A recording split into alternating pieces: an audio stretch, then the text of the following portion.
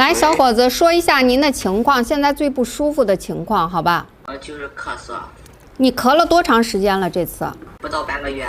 半个月了是吧？你这半个月前是什么原因引起来的？还是突然发作的？还是每年一到这个季节就咳嗽？我这是第一次，就是感冒了。感冒后遗留下来的是吧？你过去没有过咳嗽那么长时间，对吗？那你现在咳嗽的特点跟我说一下，就是早晨咳得厉害，还是晚上咳得厉害，还是闻到油烟异味、冷空气咳得厉害？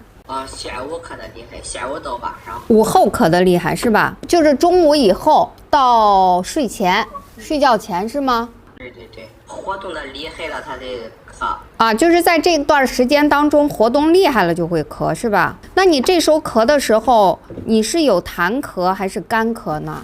有痰，这个没咳上那个。你不会卡痰是吗？你是不是在这一段时间会觉得嗓子眼儿那儿堵堵的吗？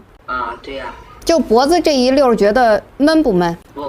这个地方嗓子眼儿痒痒吗？气道也不痒痒是吗？咳得厉害，你会觉得有气往上顶着压不住吗？偶尔的有。你说的这半个月胸闷气短会在什么时候出现？咳得厉害的时候。你平时怕冷还是怕热呀？怕热呀。你脾气好吗？